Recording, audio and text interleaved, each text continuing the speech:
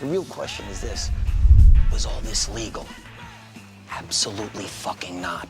Por que somos tão rápidos em justificar o mal? Nosso cérebro adora simplificar. Se alguém tem uma qualidade que admiramos, como inteligência, carisma ou beleza, tendemos a ignorar o resto. E no cinema, os vilões dominam esse jogo. Walter White, Coringa, Jordan Belfort, eles não são monstros, são espelhos. Espelhos que mostram como traumas, ambição ou até uma risada nervosa podem nos fazer torcer contra a nossa própria moral. Mas por que isso acontece? Antes de entender por que torcemos para vilões, precisamos separar dois conceitos-chave: empatia e simpatia. Empatia é a capacidade de entender os sentimentos alheios, mesmo que não concordemos com eles. Já a simpatia é a compaixão por alguém, um desejo de aliviar seu sofrimento. Na ficção, a empatia é uma arma poderosa. Ela surge quando nos reconhecemos nas motivações, medos ou traumas do personagem, mesmo que suas ações nos assustem. É igual dizer: eu não faria o que ele fez, mas entendo por que fez.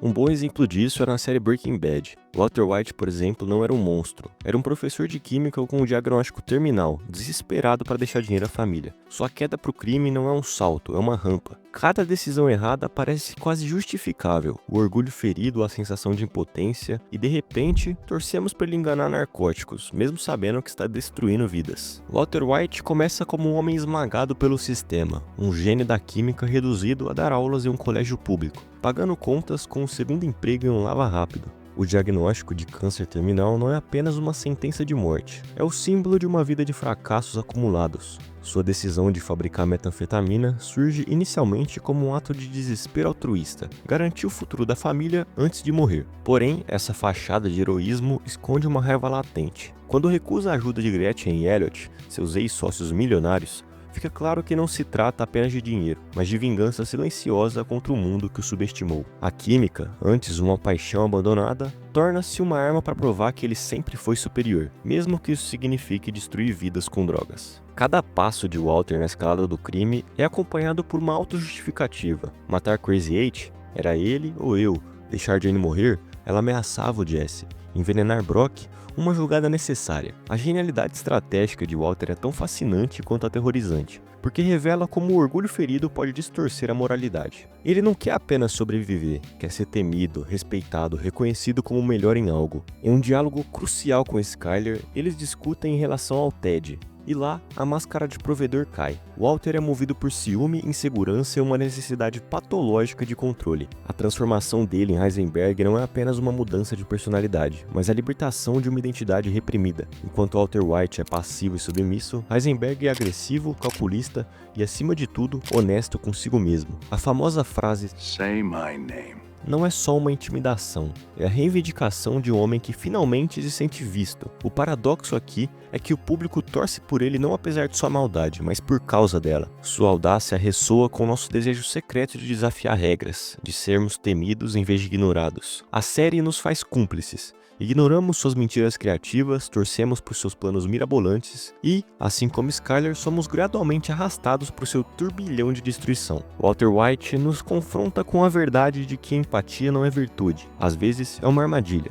Justificamos colegas tóxicos, parentes manipuladores ou políticos corruptos porque entendemos suas dores, medos ou ambições. A série, porém, não nos deixa esquecer o custo. Crianças como Brock envenenadas, pessoas drogadas e famílias despedaçadas. No fim, Walter admite: ele fez isso por ele mesmo. Essa confissão é um desafio para nós que estamos assistindo. Quantas de nossas boas razões são na verdade desculpas para alimentar nosso ego? A história de Walter White não é sobre um vilão, mas sobre um monstro adormecido que habita em toda escolha justificada pelo "eu mereço".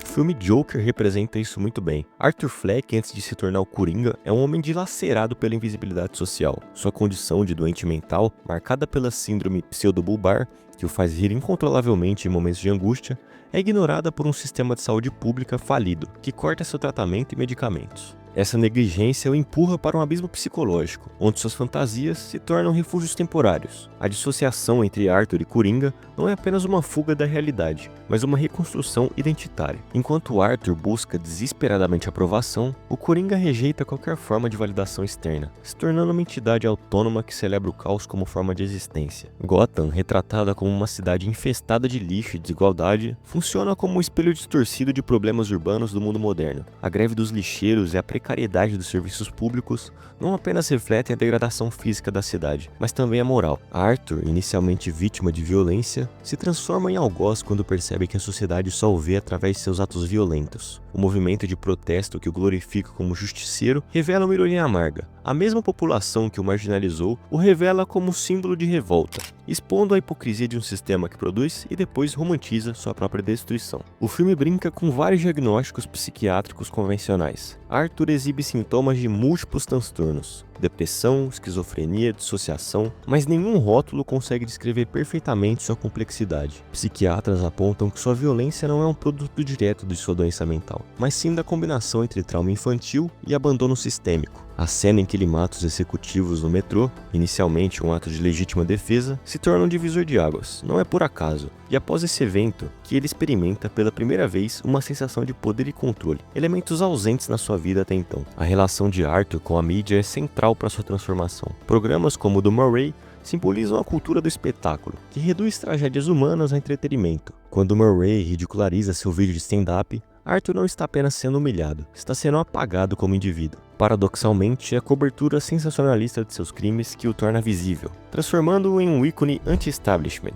O filme critica a forma como a mídia explora a dor alheia para gerar engajamento, um reflexo da atual cultura do cancelamento, onde a indignação pública muitas vezes substitui a empatia genuína. Quando ele abraça o caos, Arthur personifica o niilismo, não como filosofia abstrata, mas como resposta visceral ao mundo sem sentido. Sua famosa frase, "não tenho nada a perder", encapsula a desesperança de quem foi sistemicamente excluído. O destrutivismo, conceito discutido em análises filosóficas do filme, surge como ideologia. Se não é possível construir um mundo justo, resta destruir o existente. O Coringa, portanto, não é um vilão tradicional, mas um sintoma de uma sociedade que falhou em oferecer conexão, cuidado e significado. O filme de 2019 transcende o entretenimento para se tornar um espelho crítico de nossa época. Sua jornada questiona até que ponto a violência é uma escolha individual ou um produto de estruturas sociais doentes. O filme não oferece respostas, mas provoca perguntas incômodas sobre quem somos e o que estamos dispostos a ignorar. O último caso que vou falar aqui é do Lobo de Wall Street, o Jordan Belfort, baseado em fatos reais. Ele é um mestre da manipulação, não apenas de ações fraudulentas, mas da audiência. Sua energia contagiante, discursos motivacionais e humor irreverente nos fazem rir com ele, mesmo quando está destruindo vidas. O filme, dirigido por Martin Scorsese, usa a narrativa em primeira pessoa para nos colocar dentro de sua mente. Vemos o mundo através de seus olhos ambiciosos, onde corrupção vira jogo e suas vítimas são apenas perdedores que não souberam se aproveitar. Essa proximidade cria um viés de identificação. Torcemos para ele escapar do FBI, não porque concordamos com suas ações, mas porque sua confiança nos hipnotiza. A vida de Belfort é um carnaval de excessos. Iates, drogas, orgias e gastos absurdos. O filme romantiza esse estilo de vida, filmando as cenas de decadência com cores vibrantes e trilhas sonoras eufóricas. Essa estetização transforma a imoralidade em espetáculo, alimentando a fantasia coletiva de que quebrar regras é libertador. Psicologicamente, isso ativa o que estudiosos chamam de licença moral, quando testemunhamos alguém burlar normas sem punição imediata.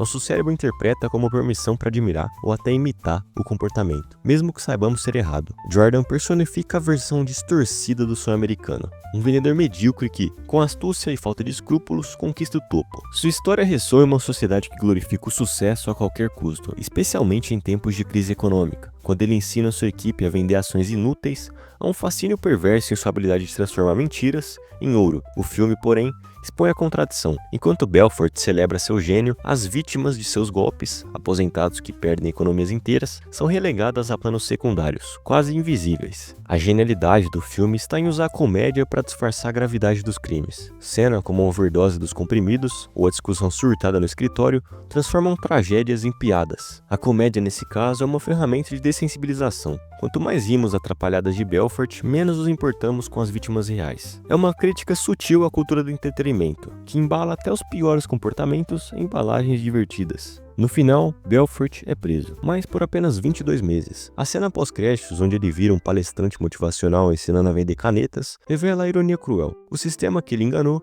acaba reciclando sua imagem em um produto vendável. O filme não mostra as vítimas reconstruindo suas vidas. Focamos apenas em sua redenção superficial. Essa narrativa alimenta a fantasia de impunidade, onde até os piores vilões podem se reinventar como heróis, desde que tenham carisma e uma boa história para contar.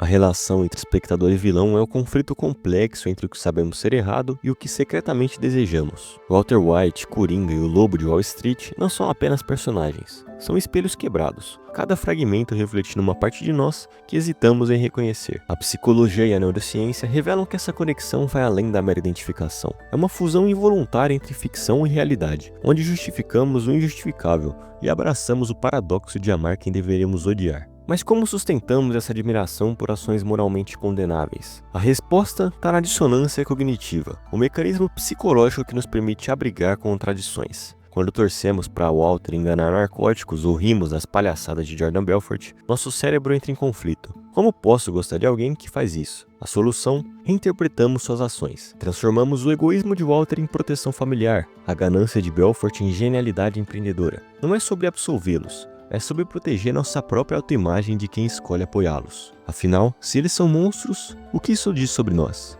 Que o elevamos a ídolos? No fim, a pergunta que fica é: não é por que amamos vilões, mas o que estamos dispostos a ignorar para continuar amando? Talvez a verdade seja mais incômoda. Os vilões não nos seduzem apesar de sua maldade, mas porque eles são o reflexo mais honesto de tudo que desejamos ser, ou tememos nos tornar.